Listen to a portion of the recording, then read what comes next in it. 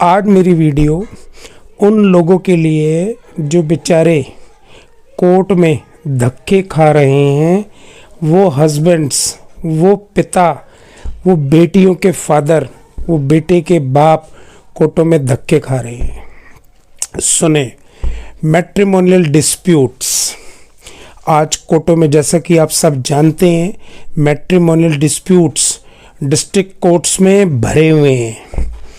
1 साल से लेके 40 साल तक की शादियों के मैटर कोर्टों में सब्जुडाइज हैं, एडजुडिकेट हैं, पेंडिंग हैं। इशू क्या है? आज का मेरा टॉपिक है उन लोगों के लिए जो बेचारे कोर्ट में अननेसेसरी अपने आप को लायबल बना रहे हैं, परेशान हैं, दुखी हैं। हस्बैंड वाइफ की शादी हुई, शादी को 4 साल बीत गए या 7 साल बीत गए या 15 साल बीत गए। जो बीवी है वो घर पे हाउसवाइफ है। आजकल आप जानते हैं सोशल मीडिया है, फेसबुक, इंस्टाग्राम, व्हाट्सएप। शादी के थोड़े पीरियड के बाद तो उसको हस्बैंड बहुत अच्छा लगता है। जैसे वो काम में बिजी हो जाता है, वाइफ खाली होती है, वो व्हाट्सएप पे, इंस्टाग्राम पे, सोशल मीडिया पे एक्टिवेट होने लग जाती है। उसको कोई खूबसूरत लड़का, एक्टर, डायरेक्टर, कैरेक्टर पसंद आने लग जाता है। उससे शुरू में पसंद आने लग जाता है, शुरू में वो मर्यादा में रहती है, क्योंकि हिंदुस्तान मर्यादित है, सिविलाइज्ड है, वेल मैनर्ड है, सिविक सेंस बहुत है। उसके बाद धीरे धीरे उसका मन करता है कि मैं उससे बात करूं। उसको फ्रेंड रिक्वेस्ट भेजती है फेसबुक पे, और वो लड़का फ्रेंड रिक्वेस्ट एक्सेप्ट कर लेता है। बस वहाँ से सिलसिला शुरू होता है घर तबाह होने का, घर बर्बाद होने का, मैट्रिमोनियल केसेस स्टार्ट होने का। 6 महीने में दोस्ती इतनी पक्की हो जाती है कि उसके मन ही मन में वो एक बहुत बड़ा अच्छा हीरो बन जाता है। उसके बाद होता क्या है, वो उससे मिलने की प्लानिंग करने लग जाती है। उसको वो अच्छा लगने लग जाता है, और अपना पति जो शादी करके आया है, जो उसके लिए मेहनत कर रहा है, कमा के खा रहा है, जो अपना पूरा जीवन उसको समर्पित कर रहा है, वो उसे बुरा लगने लग जाता है। फिर वो बहाने ढूंढती है मिलने के। जैसे ही पति ऑब्जेक्शन करता है कि आज खाना नहीं बनाया, वो जान के उसको ब्लेम करती है, एक्यूज करती है कि नहीं मैंने खाना नहीं बनाया।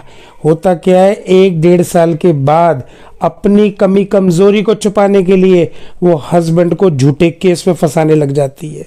वो बेचारा फंस जाता है, घबरा जाता है, डर जाता है, उस पर झूठे केस बना देती है। हमारे हिंदुस्तान की ये बहुत बड़ा दुर्भाग्य है, मिसफॉर्चून है। अनफॉर्चुनेटली वो झूठे केसों में उसको फंसाने लग जाती है। और होता क्या है, वो अपनी रियलिटी नहीं बताती कि वो एक्स्ट्रा मैरिटल अफेयर में इंडल्ज हो चुकी है। अपने माँ बाप को सिंपैथी गेन करती है कि मेरे को पिक्चर दिखाने नहीं ले जाता, मेरे पे ध्यान नहीं देता, मेरे पे काम नहीं करता, और जान के उस पर झूठे केस बनाती है। और वहाँ से मेंटेनेंस का केस शुरू होता है। अब आप सुने कोर्ट की कहानी। पढ़ी लिखी है, खूबसूरत है, इंटेलिजेंट है, अपनी मर्जी से शादी की हुई है उसने, मेंटेनेंस का केस डालती है। हस्बैंड को बेचारे को जो घर में 2000, 3000, 4000, 10,000 तक खर्चे में गुजारा हो जाता है, उसको 20,000 रुपये मेंटेनेंस देनी पड़ती है।